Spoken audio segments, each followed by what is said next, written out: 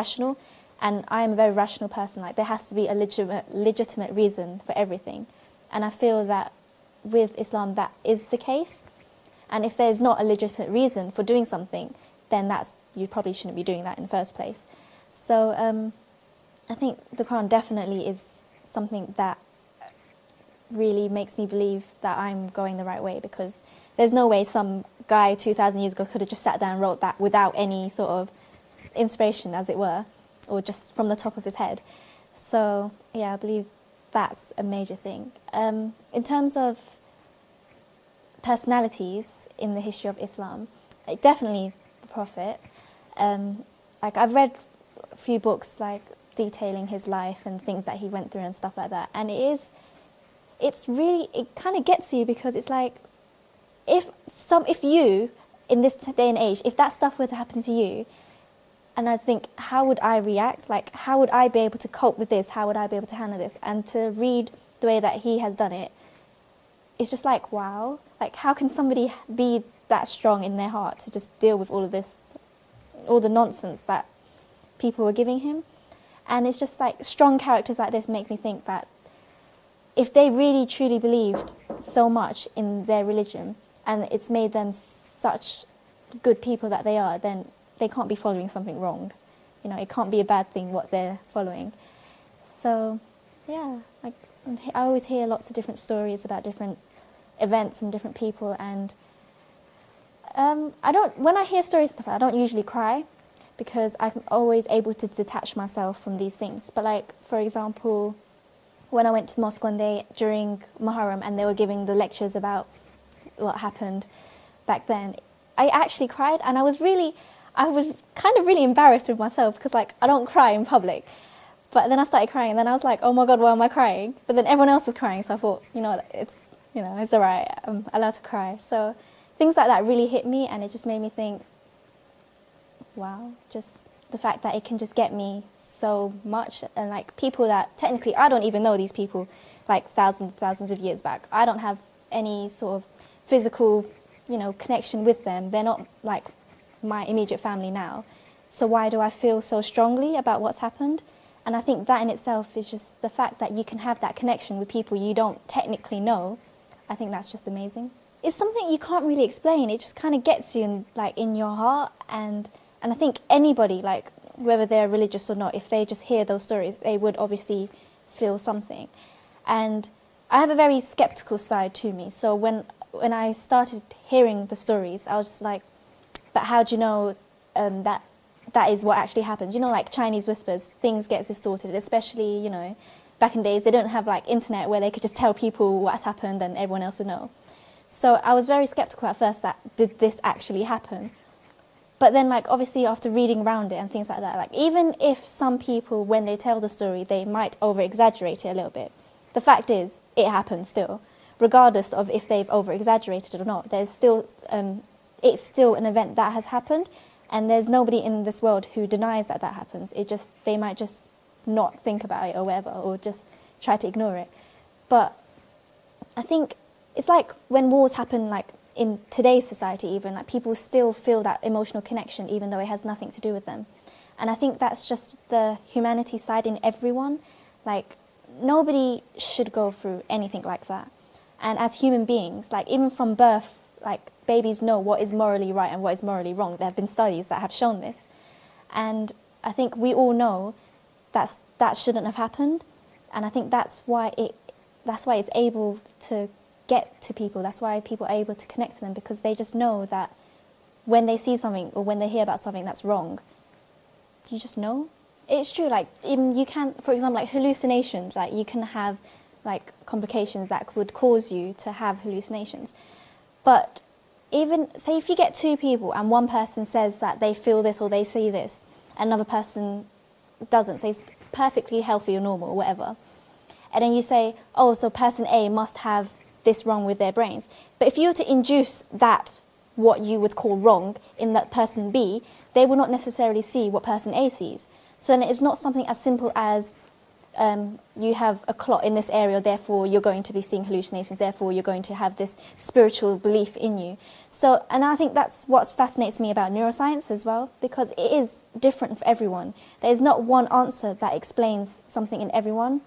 And then I think because there is not one answer, there must be something else that scientists have not looked at yet. Like, I know there are a lot of people that be like, oh, it's because we don't know it yet, but in 100 years' time we'll figure it out. Okay, so you'll figure that out in 100 years' time. But what about people who are religious now, who have already figured it out? Why can't you look at them? Why can't you ask them what they think about it? And I think it's just the case of people just being really stubborn. And I really think it is like, you only see what you want to believe. And if people don't want to believe that people have spiritual experiences, then they will always find a way to sort of counterbalance that.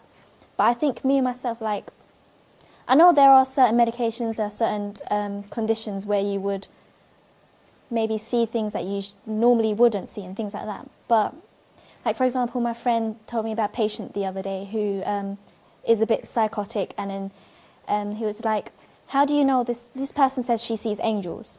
How do you know that she doesn't actually see angels? And how do you know that it's, the doctors call her psychotics, they put her on all these drugs. How do you know she actually hasn't seen angels? And then I was like, if she has seen angels, then I understand why people would call her psychotic. But she's clearly experiencing other symptoms that's related to psychosis that is not just what someone would experience if they, for example, have seen angels. So obviously it's not just as simple as you see angels, you must be crazy, or something like that, So I was thinking, if she wasn't experiencing these other symptoms, then maybe she wouldn't be psychotic, and maybe doctors would think, wait, hold up, what's going on here? But, so that's why I just feel like you can't just say that there's a scientific explanation to everything, because there are so many things we don't know. I do believe people are scared. They're either scared or just really, really stubborn. And I think people are scared of the unknown. That's what it is. Like, for example, if someone was scared of the dark, it's not the actual dark that they're scared of. It's the fact that they don't know what's out there. So what people are scared of is something that they don't know. And when it comes to, like, scientific experiments or, like, facts, as you will, people feel safe with that because it's like, oh, this scientist saw it in his lab, so therefore it's true, I'm going to believe in that. Where it's something that somebody can't see, and they're just a bit like, oh, I'm really scared. So they're just going to be like, it can't be true, it can't be true. And also with religion, there's this whole idea of consequences. People don't like consequences. People don't like to think, oh, I'm going to do this one day, and then 20 years down the line, it's going to come back and bite me on the arse. They don't want to think that they can't live their lives in the way that they think they're enjoying it. So I think that's a big thing as into why people don't want to go down the route of religion. And also, like I was saying earlier, some of the followers of religion don't really do it any favours, really. And so, because if somebody were to think about religion, they're not going to just first open the book. They're going to look at the people that are following it, and that's where they get their first impressions from. And that doesn't help a lot, I think, in my opinion. So I think people hold on to science because even though they would say, oh, it's not a religion, whatever, I think people do follow it religiously.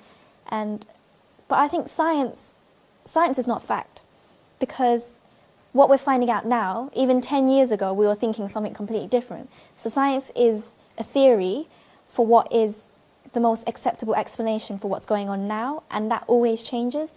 And if you read any article, the conclusion will always be further research needed, because no one has the answers. And so I think people don't like the idea of that the answer could be religion, because they are so scared of religion. They're scared to open themselves up to that option.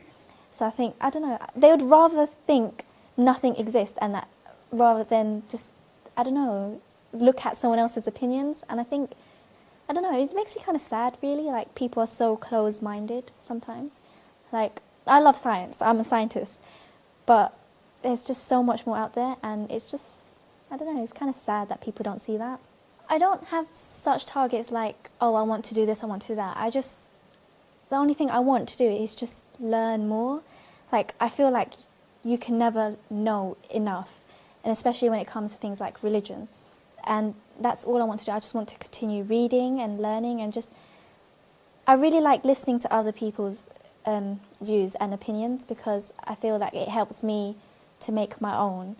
And that's all I really want to do in terms of religion, just keep reading and, yeah, just keep talking to people, meeting different people, that kind of stuff, yeah. Travel around like Middle East and stuff like that. But I know my parents will never let me, so that's kind of out of the question at the moment, for at least the next 10 years or so. But I would like one day, hopefully, like to be able to go on Hajj and things like that. But I don't know if that will ever happen, but we'll see.